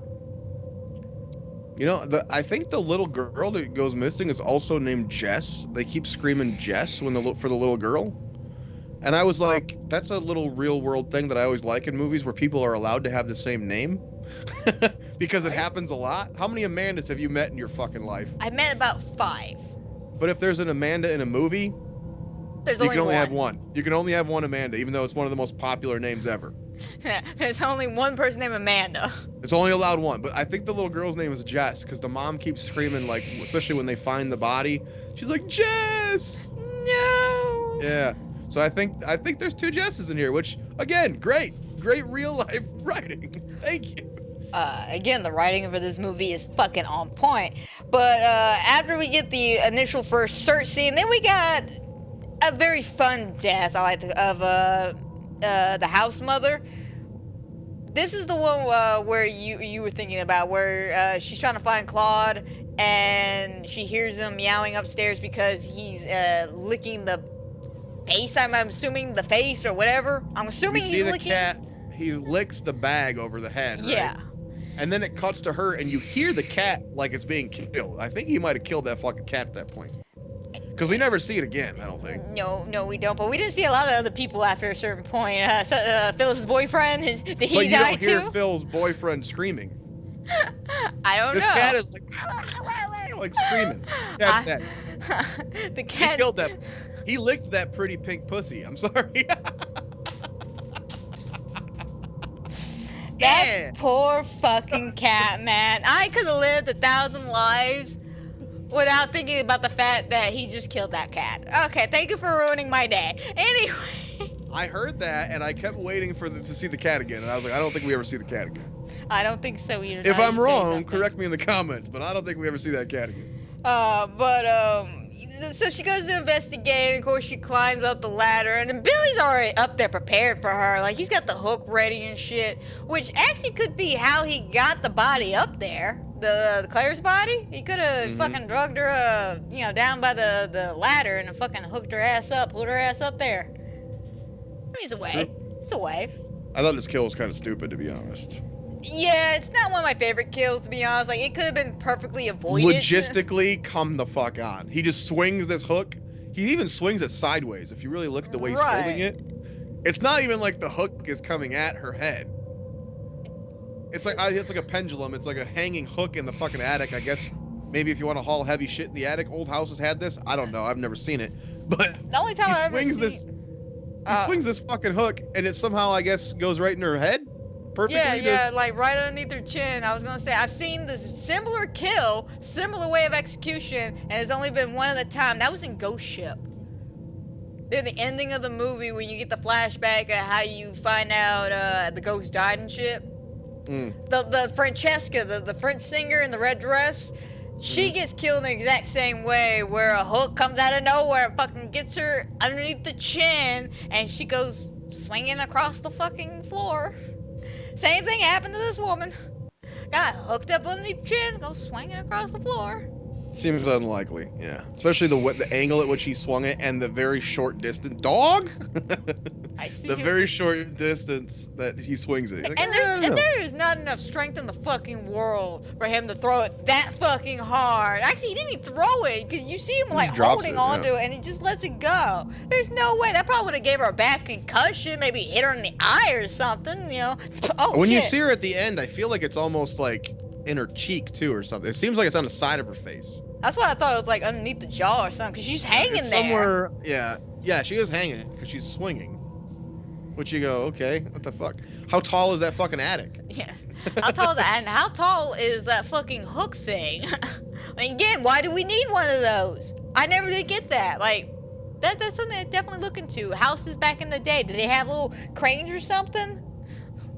I don't know, but after we get the, her iconic death, of course, we have, the POV shot of Billy freaking out after the fact. And that was something I never did get. I enjoyed the scene because it shows a little bit more about the killer, but why did he freak out?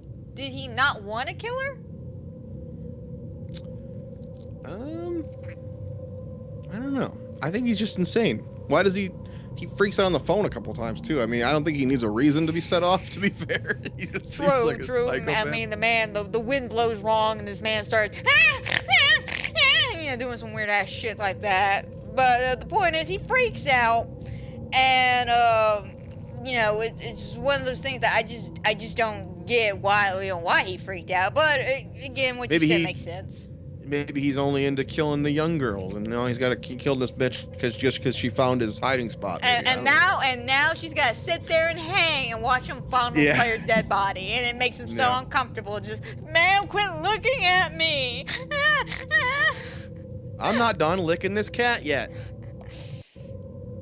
But then, of course, we get the moment where we find the little girl's body out in the park, which gives a reason of, why the cops are so... Again, I think I said this earlier, why the cops are so enamored with other things. It's because they actually find the dead body, and it's one of those, what do you do with this situation? Okay, so we found the body. Do we have any suspects? Do we have any leads? We as the audience member, of course, we're supposed to assume that, Billy's, is the rapist, but what if there is two people? I think they usually wait for the autopsy anyway to figure out, unless it's clear to them how she died, they probably have to wait for the autopsy. But we don't know. We don't know what she looks like. Yeah, I think after this, we never really get them mentioned again, except during one scene where it's a search party that just randomly shows up at the house. Like, I'm talking about, like, random, like, later on in the movie. These two creepy old guys who want to get some pussy. Yeah, those ladies. How y'all doing? I love Phil's remark after that, though. It's just, I'd rather go hang out with the killer. I'd rather deal with the killer. Like, damn. But, after that, we get the third phone call, which is a more simple shit of him, talking about Agnes and about, Billy, what you do? And then he hangs up the phone, so, we did cut to Peter being more suspicious. I've noticed that there were several cuts like this where we just cut to Peter being suspicious. Like, there was one cut where I think he got into the argument with Jess, left the house, and then stayed outside. And just behind a tree was just looking and shit. Just like, bro, you look suspicious. Stop. Well, yeah, that's like, to me, though, when we are seeing the killer in the house and then we're cutting to him away all the time, I think for me that really eliminates him as a suspect, unless he's involved with the other killer. Right, and I want to say they used that as a motive of him not being the killer, because I want to say John Saston's character asks Jess at some point, was there a point at any time when one of these phone calls happened he was in the house? And she's like, yes, he was here. He was with me when one of the phone calls happened. But then you find out, the big plot twist, which I'll say at the end. Well, there's a very clear line, too, from John Saxon when he's talking about, okay, I'm going to tap this phone line. Are there any more lines in the house? She goes, there's one Mrs. Mack's phone. And he goes, well, that one hasn't received any calls. And he kind of quickly shuts it down. Like, we don't need to tap that one because it hasn't received any calls. But then later on, you realize the importance of that. Why? Again, we'll get there. But, it's just... I get they're trying to use him as a red herring, but they really made this man look very, very fucking suspicious. Like, he's just hanging around in the dark, just snowing outside, just chilling out there, coming from upstairs, at one point, just, dude, you look fucking suspicious. Alright, stop acting so suspicious. They said Scream sold 1 million caller IDs in the 90s. Imagine if they existed back when this came out. Oh, yeah. Well, they had caller ID. They wouldn't have an issue. Ring, ring. I wasn't like that pretty pink cunt. Damn it, man. That moaner's upstairs again. Get his ass. Aunt Dee Dee? I mean, think about that. You had caller ID. You saw that the call was coming from inside your house, and you only know there's one on the phone. yeah, a bunch of girls are gonna get together and come beat his ass. But you know, into it. but after that, we didn't get the iconic conversation between Peter and Jess, and this is where the whole removing the wart thing comes in at, about the abortion. This is where she really hammers in the fact that she doesn't want to have this baby, and I actually like her reasoning behind it, because she said She's got a life plan. She wants to stick to it. right, and she even stated that to Peter. She was like, "Listen, remember when we first met? You know, you wanted to be this piano contortionist or whatever the fuck you was supposed to be." And, you know, I had dreams too. Granted, she didn't know. Every boy dreams of being a contortionist.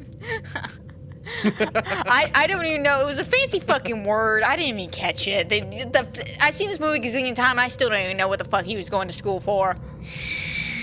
But, music major. something like that. I know he liked to play the piano, and he liked to beat the shit out of Seemed the like piano. he was auditioning like he wanted to get into Juilliard or some shit. I don't know. They're a rich, stuffy white guy, so probably. But yeah, she wants to, you know, live her own life. She didn't want to change her dreams because his dreams changed. And then we have this whole where he kind of threatens her, going, "Hey, you better not have that abortion or else." Yeah, that's kind of a big deal. You're threatening to murder her for murdering your child. He said, "You will regret this." Again, making him look more suspicious, like super suspicious. And, of course, you know, he talks about wanting to marry her and all this shit. So, you know, in some aspect, he really loves her. But he's got to accept the fact that I don't think she loves him as much as he loves her. Because she was like, "I don't want to marry you." She pulled that guy card, you know, the whole he asked a guy out on a date, and he goes, "No, I'm just not into dating." What they really mean is he just doesn't want to date you. Oh my god, why? Yeah, I'm sorry. I'm so pretty. I'm not like other girls, okay? Like, I play video games, and I like sports. but, you know, you see that kind of more suspicious thrown on him, because they do a good job of making him the red herring. They really do a good job of making him like, hey, he's definitely the fucking killer. Like, he's acting like the killer. He's got motive like the killer. He's probably the killer. But he's not the Well, that's killer. why I like this, even comparing it to Scream. Billy, they shove him down your throat so much that by the end, you have no suspicion of Billy. Because you're like, they wouldn't build him up this much if he's the killer. And then, of course, we know how Scream turns out. But this one turns out another way. You know? Right, instead, it's not him at all. And then, you know, once he ends up, you know, leaving after the conversation, again, we get that recurring joke about the fellatio number back at the police station. And then we take everybody back to the house, get the phone set up for the whole iconic scene. And at this point, it kind of dies down a little bit when it comes to, you know, a lot more of the, like, everyone moving around. Because at this point in the movie, after they set the phone up, you notice everyone kind of stays put where they're at, you know. You got John Sass's character kind of stuck at the police station. Jess and Phyllis and Barb are still stuck at the house. The dad, I think he's at the police station. So everybody now is kind of set in a location. No one really moves because this is literally like the last half of the movie.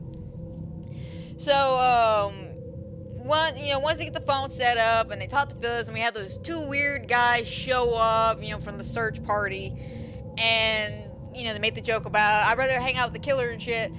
Phyllis and them realize that none of the windows have been locked, so they decide to lock all the windows. And I think right before Phil goes upstairs originally, we have a moment where Barb wakes up. She's choking because of her asthma and all the drinking and shit. So, you know, Jess goes upstairs to check on her, and, you know, she's, you know, trying to clean her rug, give her a little asthma. And then, of course, we have the little kids outside. They're caroling. They're doing things. So, of course, she's going to go and check them out. Unfortunately, that was not the ploy. This is when we finally get up to the Barb death, which I originally, again, thought it was more iconic death scene, but apparently I'm wrong. It's good. I like this death scene. I never even remember it between viewings, to be honest. Really, this is the one I remember the most. Like, I remember Claire's death, yes, because the iconic opening death.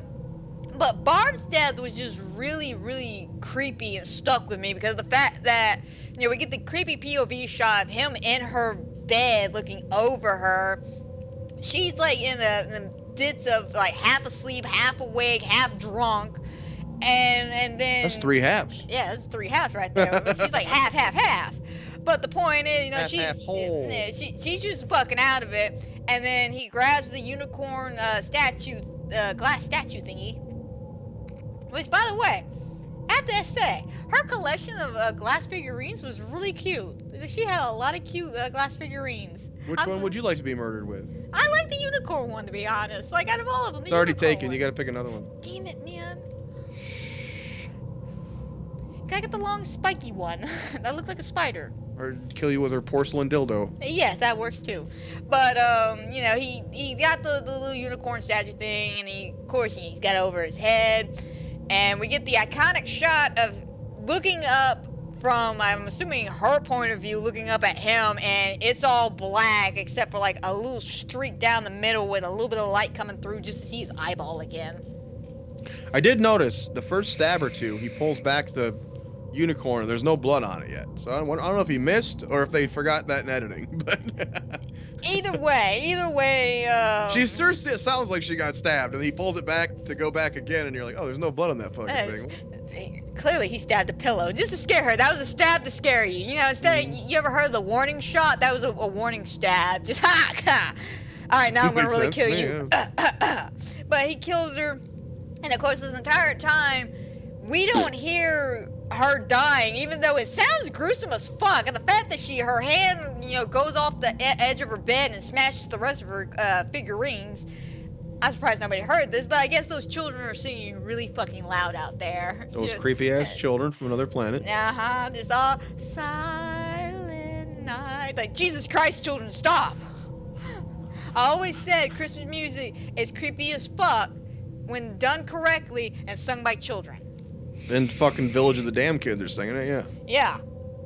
But, we have, her checking out the entirety of this, like, little concert the kids are putting on. But it gets interrupted by a woman coming up going, hey, let's get these kids out of here. Oh, there was a murder, blah, blah, blah. And they dip out. She goes inside. That's when Phyllis and them start kind of really closing everything up. They start locking the doors. You notice at one point Jess takes the key out of the front door. They're all, locking all the windows and shit. And then we get another moment where we get the fourth phone call, which is the one where he actually repeats the war line that Peter said earlier in the movie.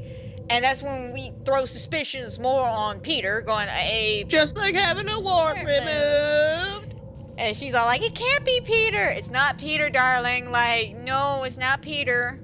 And so in denial, she even lies to the cop about it. Right, and I love what Phyllis says. She says, oh my God, after that. And then the cop goes, you said, oh my God, did you recognize him? No. Just freak me out. He didn't just quote my boyfriend from like 2 hours ago. No. Fucking hangs up the phone. But I like what Phyllis says. She's just like, I don't like Peter, but I don't think he could be a murderer. And then she's all like, he's such a gentle creature, and all I want to do is cut back to him destroying that piano. He is such a gentle creature. It's just like, yeah, gentle. Fucking artists, man. They're mad. They're mad.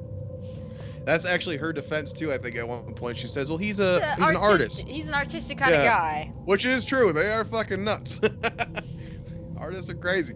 Oh yeah, but smashing piano crazy. I don't actually know. Van Gogh cut his own fucking ear off. Yeah, I was about to say Van Gogh cut his own ear off. We had several guitarists get so excited they fucking smashed their guitars on stage. I don't know. Maybe he is very artistic. Maybe he just likes art. It's art, damn, it's art. But anyway, so, we had the entire argument with the police having with Jess about, hey, you gotta keep him on the phone longer, especially after Peter calls. Because Peter calls and he's like fucking losing his shit. Like, he's crying, going, please don't destroy our baby, don't kill our baby, just don't do it. He's just losing his fucking mind. Again, making himself look more suspicious than what he really is. But then we have the not really iconic death. More the like, I really wish we could have seen more death, but I get why they did this kind of death, because it was more of the shock factor after we discovered the bodies. But we get Phyllis going up to check on Barb, and of course she opens the door and she's like, Barb? And then it just instantly closed. And that's just the death of Phyllis right there. Just death off screen. We get like a good, like, that kind of moment, but she gets like a kind of a lame death. I'm not gonna lie. Now, her body reveal, on the other hand, makes up for that. I'm not gonna lie. Like, I thought her death was lame. I still think it's lame. But her body reveal's not that bad. Even though I really wish we could have seen more. But, once the cops, they start, digging around about Peter and shit while she's trying to lock herself up in the house. And then that's when we get the iconic call. After this is the call where they end up tracing the whole situation, and they end up calling her back, and that's when we had our whole opening bit of just hang up the phone, walk out of the house.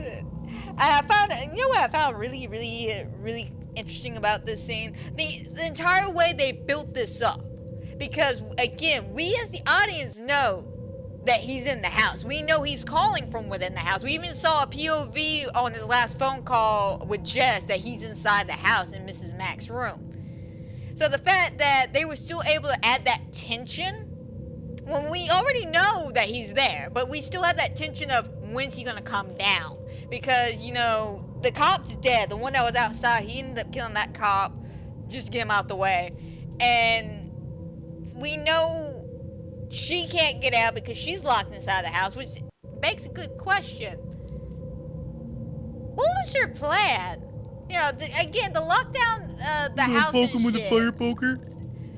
But, I mean, yeah, she did kind of get a good lick on him, I want to say. But the point is, she locked herself in this house to be safe. But she knew that the front door is fucked up. Why are you going to try to keep going out that front door? I'll never know. This is a prime example of women not fucking listening. Just get out of the fucking house, bitch. What are you doing? Smash a fucking window. Because the entire time we're building up, we cut to the cop dead because, John Sassoon's character, hey man, where are you? All right, well, we need to get people over there. And we keep cutting back to Nash on the phone with her going, just get out of the house. The caller is calling from upstairs. Get the fuck out of the house. Like, just leave, you stupid bitch. And even if, like you said, if you couldn't get out the front door, you can go to that kitchen door or whatever the fuck and go out that door. Right? He's upstairs. He's upstairs and he has no idea that you know. He's upstairs. What you know. Except you're blowing your cover when you're standing there at the door going, Barb, Phyllis, please, somebody, please answer me. Like, that's why that cop is like, I'm talking to a young girl who's not gonna fucking listen to me. So all I'm gonna say is, listen, sweetie, hang up the phone and get the fuck out. I was in a Dollar General with an ex-girlfriend of mine one time, and the woman, we were in a rush, we were getting something, we were going somewhere, and the woman behind her is literally trying to steal shit from her purse. Like, hand in her purse, and I pulled her up, I gave the woman a look, I looked at my girlfriend, and I didn't want to make a scene. I didn't want to make a big fucking scene. I was like, honey, just, here's the keys, go wait in the car. No, I'm fine. I was like, just go wait in the car a minute, please. You don't tell me what to do. And I was like, bitch, this woman is robbing you. Get the fuck out of here. I don't have time to deal with police and shit. And I look at the woman, I'm like, I'm gonna fuck you up, lady. I'm gonna fuck you up. I want you to know that I see what you're doing. You're a piece of shit, but I don't have time to call the cops on you right now. And my fucking girlfriend at the time made a big fucking deal about, hey, fucking tell me what to do. If you just fucking listen once in a while. You might live to see the next day. I know you don't want to listen to men all the time, but every once in a while when we have that tone, just fucking listen for 5 minutes, please. Well, of course she doesn't fucking listen, and she goes upstairs, and that's when we get the iconic line of, hey, it's me, Billy. And then we get that look of her looking through the door, because she's just opened the door. We have found the bodies of both Phyllis and Barb, which I have to say, they look very relaxed in that body shot. I'm not gonna lie, they look very like. Do you get more relaxed than dead? I mean, they seem pretty relaxed. I mean, I can't remember which one it was, but one of the girls was laying there like Oh, look at her You get hand so over relaxed her in hand. death. In fact, that your bowels release all over yourself. It's That's clear. pretty relaxed. Yeah, it's very relaxed. But we get the hey, it's me, Billy. Don't tell him what we did, Agnes. And she looks up, and of course we get the iconic like eyeball shot through the door, and she smashes him against the door and tries to run out that fucking front door.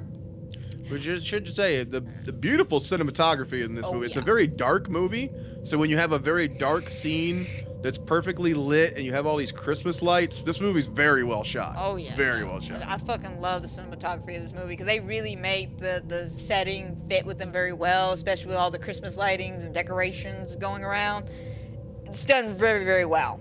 Even when you're in the attic, the lighting feels right because you have that window in the front with like a street light right outside. And it really just feels like the attic's kind of being lit by that street light. It's very natural lighting. I've noticed that when it comes to, especially lighting of the sorority itself, it's very natural lighting. It's very warm and inviting, if you notice that. Especially with the fireplace going. Yeah, that's and the Christmas lights aspect of it. So, right. Which is good because it lulls you into a, False sense of sense of security, and then you're like, oh, people are gonna die. Sweet. Well, there's a dead person right there. But the one thing we don't get in a Christmas horror movie that I love and gives you so many fucking great images, there's no blood on the snow, right? Right? I like bloody snow. I do too. Like, surprisingly, that there's not a lot of horror Christmas movies that go with a lot of snow. Like bloody snow, I should say. Bloody snow is an image that'll fuck you up. That's a creepy image. Yeah, I mean, think about that red crin. Actually, there is one movie. There's one movie I can think of. What's the Christmas movie though? But they did have it where there was blood in the snow. Kind of. It was Crimson Peak. Mm-hmm. The whole This movie, the only thing that could have made it better was a little bloody snow. I agree. Or a little yellow snow even. Okay, I disagree on that one, but I agree with the red snow. The red snow would have been nice. But we get the iconic shot of when she's running down the stairs and fucking Billy grabs her by the back of the head and like yeets her back and she fucking hits the end of the stairwell. Fucking takes off running, grabs the hot poker stick, runs to the basement. I think she might hit him at some point, just like a quick lick and then runs off or something. But yeah, they get a whole fight in, and you still don't get a look at his face, which I feel like where most movie buffs at this point, they're going, why are you not showing me his face? This is usually the moment where you would see it, right? Right, but during this whole like kerfuffle of bullshit, we only get to see Jess's reaction and maybe his hand on occasion. You see his hands, yeah. It looks like he's wearing like a black sweater or something. He looks very cozy. I'm not gonna lie. He looks like he's very cozy. Well, you go cuddle that motherfucker. I will. Billy, come here. I have Agnes too. Come here. But I want to cuddle you. okay, in that tone of voice, no, no. Get the fuck on somewhere. No. But, she gets down in the basement. And this is, again, where Peter acts very fucking suspicious. After, she locks him upstairs. She's in the basement. It gets quiet. And then we hear, Jess? And it's fucking Peter just skulking around the back end of the house. Just, Jess, what are you doing in there? And instead of going, there's a killer in the house, call 911, she just, oh, it's clearly Peter. No, Well, why did he know she's in the basement, which is weird? Because he's skulking around the house. Like, he probably tried the front door, realized the front door didn't work, tried the back door, and then either was coming around the back door or was just leaving the back door. Think about it. You're going to skulk around the house, you're going to circle that bitch.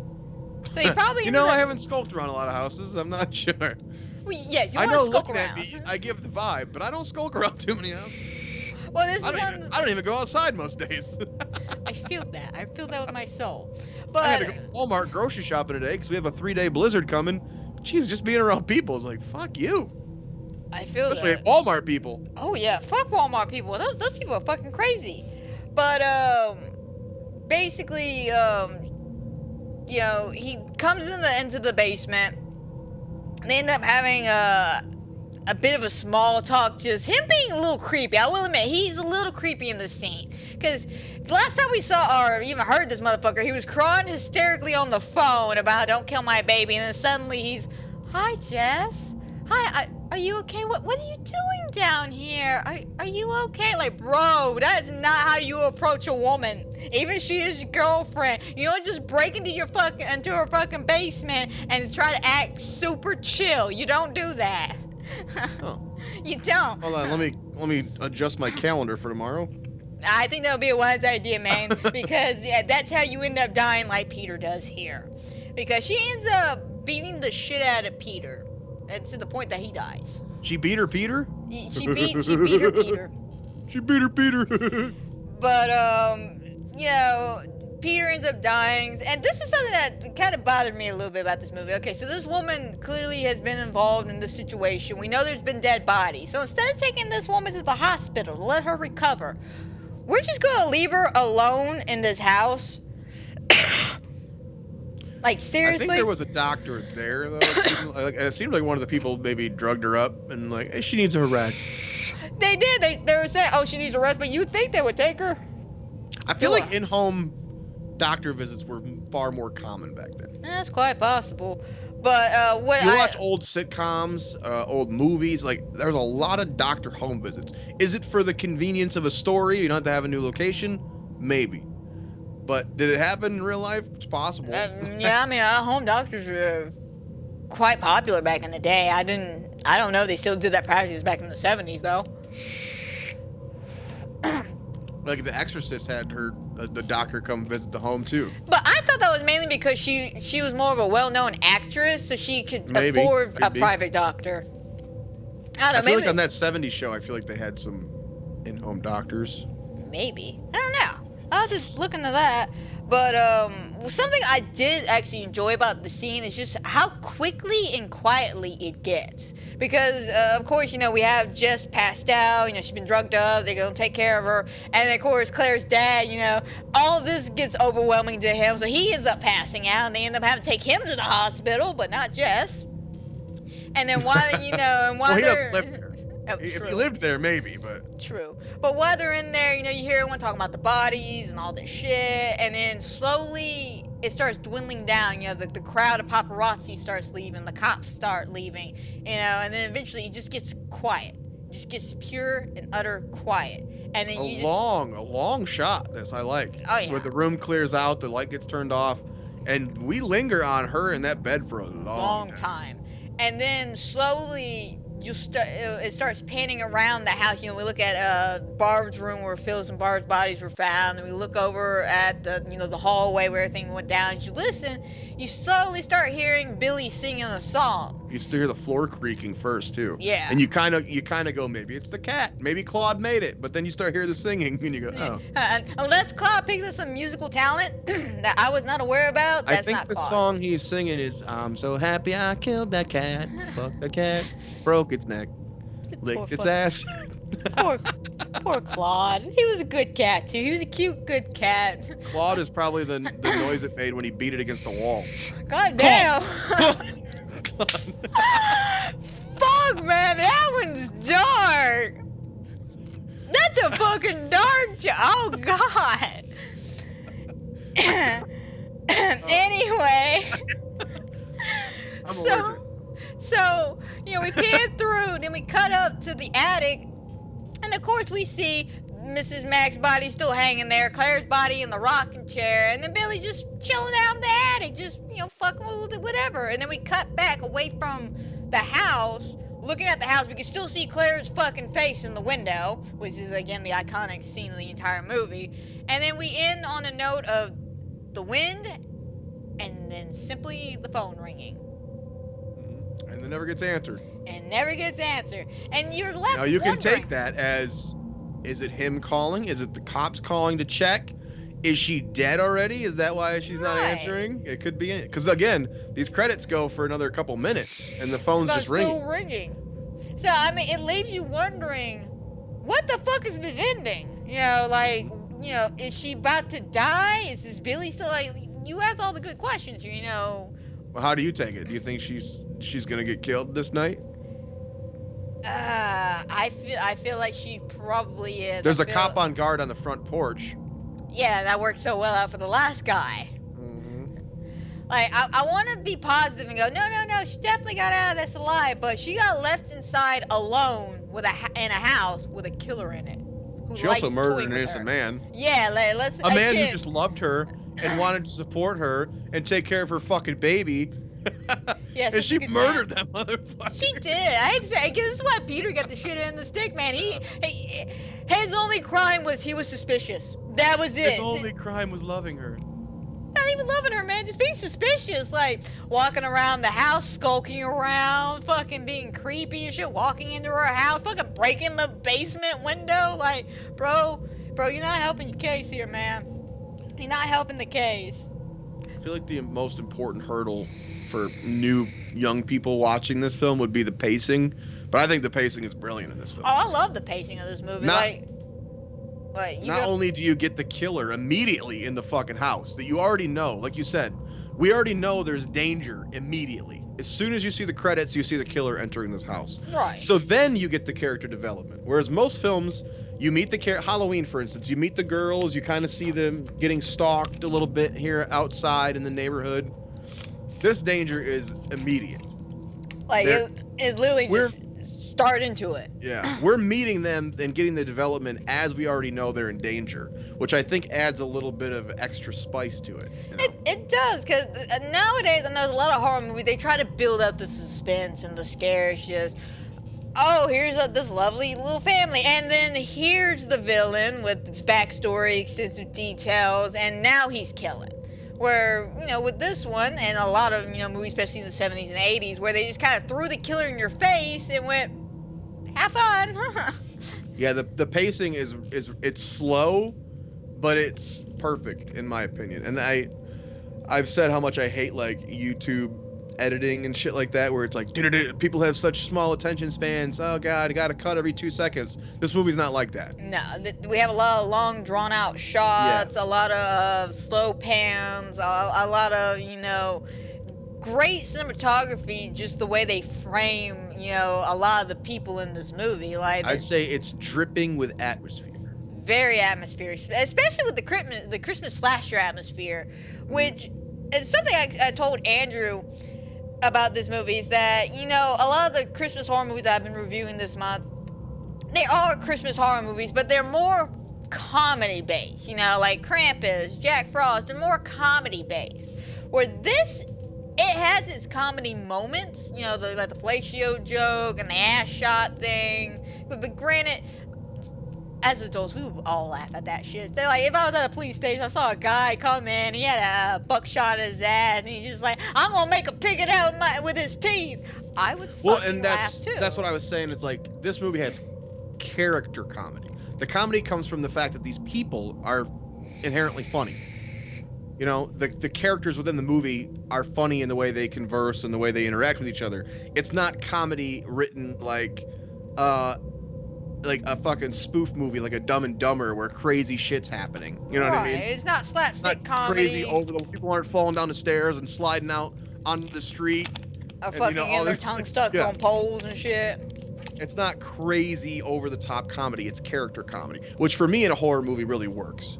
Yes, I agree with that, and it still keeps that horror atmosphere where a lot of comedy horrors, and this is why I don't really like a lot of comedy horrors, is because a lot of it is, they're comedies with horror elements, like spoof movies and shit. It's just like... Well, the one that I would say does it the best in the opposite way is like Gremlins. Yes. Gremlins is, from the very get-go, supposed to be crazy and chaotic. But like it where works. They're shooting old women out the window on her electric chair and shit. Like, that stuff is supposed to be funny. Right, but it works for them because the Gremlins are fucking crazy creatures. So it works for... They're Looney Tunes characters, basically. Right. And it's even a Warner Brothers movie, so... Right, so it works for fucking Gremlins, but try to take that comedy and put it in here. Like, imagine there was a scene where Billy threw Mrs. Mac out the window. Deagle. No. Yeah. Yeah, doesn't hit the same. If he threw her out the window, I would be okay with it. But if he threw her, if he rigged her magic stair chair to shoot her out the window, Then I No. Let's take her death in the movie. Like, say, instead of, him dropping the hook and it catches her on her chin, he drops the hook, it fucking pile drives into her face. She fucking collapses dumbly down the ladder, fucking hits the wall, rolls all the way down the hallway, rolls down the rest of the stairs, and then dies. I kind of like that, actually. That sounds fun.